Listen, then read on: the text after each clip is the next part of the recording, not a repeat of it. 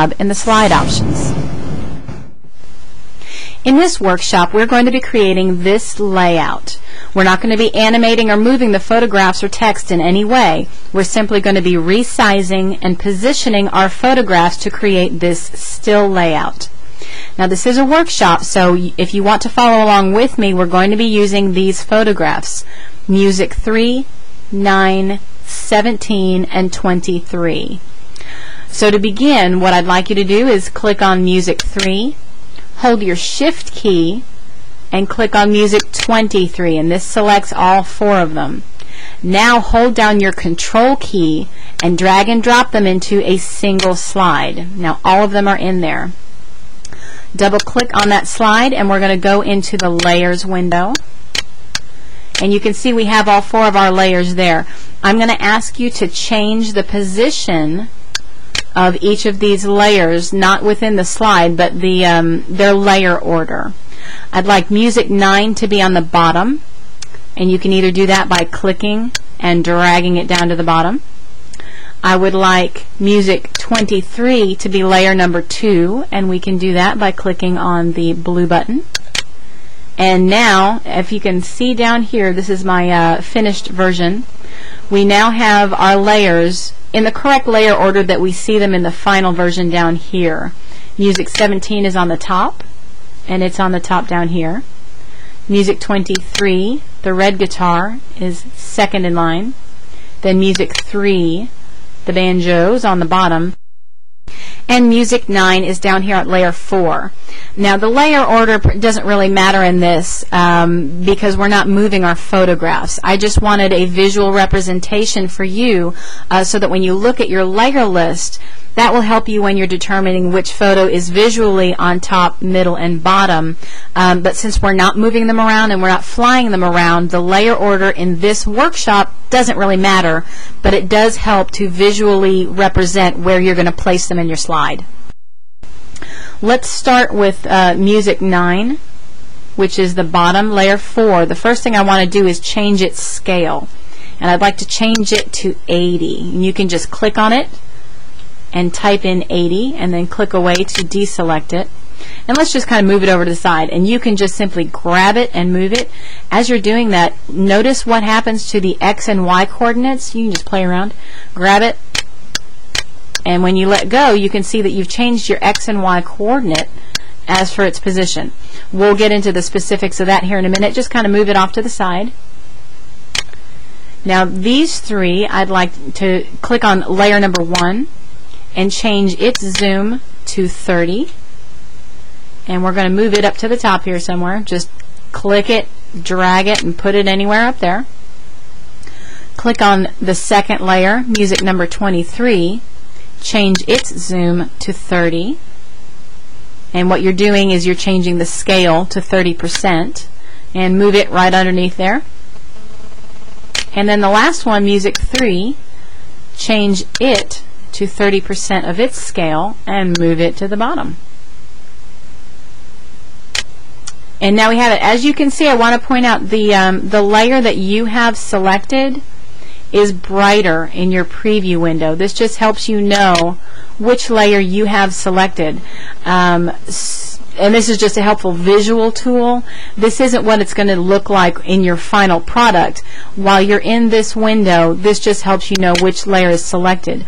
And you can also just click it down here. If I want to have this layer selected, just click it, move it around. If I want this one, just click it, move it around. That's just how easy it is to set your position and your scale in your layers window before you even start moving anything around. Now, I'm a little bit of a perfectionist when it comes to my positioning. These X and Y coordinates tell you a lot about the position of your photograph, particularly if you want photos to be in a straight line. We've got 3 photos over here on the left that we want to look like they're in a straight line. Okay? And remember, your X coordinate is sideways and your Y coordinate is up and down. So I want these 3 photographs to have the exact same X coordinate because they're going to be in the same position. My left and right, they're going to have the exact same left and right position. That's going to put them in the same line. So right now, my x-coordinate for this is negative 30.33. This one's negative 31.33. And this one's negative 30. They're not in a straight line. Okay? Now you can just kind of grab them and move them and wait until you possibly get it right. Don't waste your time. Just type it in. We're actually going to type in negative 30 for all three of these.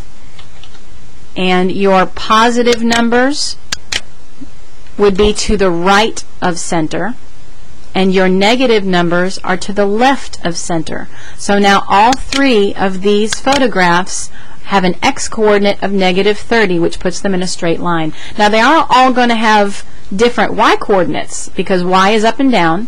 This one's on the bottom. It's going to have a positive number. This one's closer to the middle. And this one is up at the top. It's going to have a negative number. Let's start with the middle one. If we want this to be dead center middle, going top to bottom, y-coordinate, let's just make this 0. Now we know that that one's right in the middle. Let's change this top one to negative 36. And we're going to change the bottom one to positive 36. Now, you could just, drag and drop them and put them where you want, but if you really want a clean, let's click done, look how clean that is. We now have a perfect edge line here. We have identical distance between the middle one and the top one. So some people just really are kind of visual people, which I really am a visual person. If you want your layouts to have a nice clean look, you kind of are going to have to get to learn to love math just a little bit. Okay? Let's go back up and look at our bottom layer, this one here on the side. This one, since it's not really in line with anything else, you could just drop it wherever you want and that'll be just fine. If you do want it to have a perfectly even space on the bottom and the top, that's your y-coordinate. We want it to be 0. Okay? Now we have the exact same space on the top that we do on the bottom because 0 and the y-coordinate puts it in the middle. And if you really want to go and be, perfect with your numbers as well, let's just make that 32. So now we have a very visually pleasing layout. Everything is very balanced and they relate well to each other. Let's just add one finishing touch to this layout, and we're going to add the text guitars.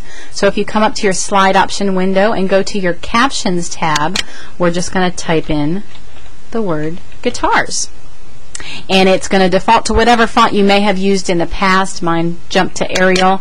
I happen to have a font in here called Sex Pistols, which is very guitarish.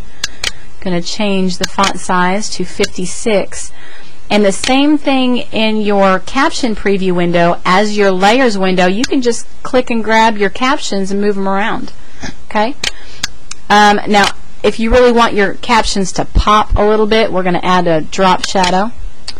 And again, we're not doing any motion in this workshop at all, so we're just going to place this right here in the middle, a little off to the right, just for balance. And we're going to hit done. And that's our layout. And that's just how easy it is to set up a layout in your layers window for your images and in your caption window for your captions.